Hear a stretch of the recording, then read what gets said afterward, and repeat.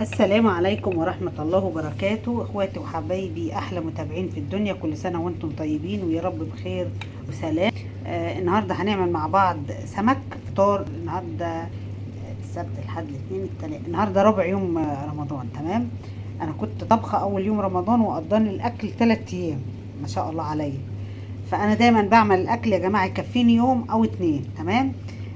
هنا انا كان نفسي في الجمبري بصراحه. فانا اعوذ بالله من قولة انا. ده ربع كيلو. ربع كيلو ب100 جنيه. تمام. ما انا لازم ادلع نفسي يعني في ايه. وجبت شبار كيلو. نضفته وحشيته من الثوم والفلفل والفلفل الوان وتوم وفلفل عادي يعني. تمام. هنا جهزت ملح، توم باودر، بصل باودر، معلقه صغنونه يعني ربع معلقه، حبهان مطحون، كمون، جنزبيل. الخليط ده كله هيترج في بعضه كده. تمام. هنا مجهزه علبه زبادي، هضرب ده كله في علبه الزبادي واسقط فيه الايه الجمبري ونشوف نعمل ايه. هنا يا حبايبي بس قبل ما اقول لكم ايه ده، نصلي على الرسول عليه افضل الصلاه وازكى السلام. حبيبي يا رسول الله، ادخلوا اعملوا لي لايكات. اللايكات بترفع الفيديو. تعليقاتكم الحلوه بتسعدني وتبسطني. دلوقتي بقى اقول لكم ايه ده. لما بضرب الفلفل مع الثوم، فدي الميه بتاعته، الميه بتنزل. الفلفل طبيعي فيه ميه، فده بتنزل هنا. انا هاخد معلقه اهي من الخليط ده واحطها على الايه دي، نحطها اهو. ده طبعا علبة الزبادي مع معلقة دقيق مع البهارات اللي انا وريتها لكم، وهتتضرب كده حاجة فاخر من الاخر زي ما بقول. هنا بقى جبت الدقيق وهشيل من هنا. اختي شيف خايب، انا شيف خايب اهو. شايفين؟ طبعا انا حطيت القلاية او طاسة القلية ايه، وهنعمل حبة جمبري تحفة تحفة تحفة. نكملها.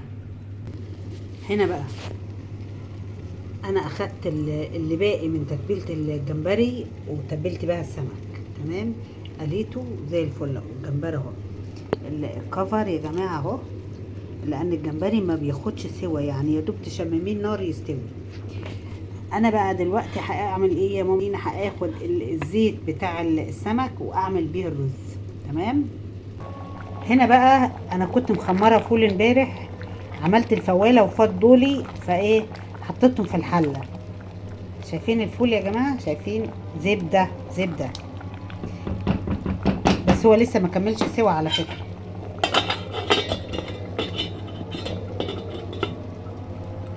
هنا انا صفيت الزيت اهو، اخد منه على قد الرز. تمام. وهنا دي الميه اللي ايه، انا نزلتها من تتبيله الفلفل مع الثوم. ده هحطها على رز السمك يا جماعه. هنا الزيت مش شبع طبعا بتتبيله الجمبري اللي هي الثوم والفلفل والبهارات اللي انا حطيتها، فبيطلع الرز خطير خطير خطير. كان بودي والله اعمل الرز معاك، بس الرز لسه وقت على المغرب. فانا قلت لكم بس الطريقه. والرز يا جماعه دايما الرز البلدي المصري بياخد يعني كوبايه الرز بتاخد نص كوبايه ميه. لو احتجتي دايما قللي الميه، لانك لو احتجتي تزودي هتزودي براحتك. لكن لو عجتيها ميه بقى هتتحكمي فيها ازاي؟ ممكن ان انت تكشفي غطا الحله وتدنك تقلبي تقلبي، يقوم ايه بخار الميه يطلع، ودي بتبقى الميه الزايده في الرز. لان في واحده بصراحه بوظت الرز امبارح وطلبتني اتصرف ازاي. فما باليد حيله، قلت لها حط عليه لبن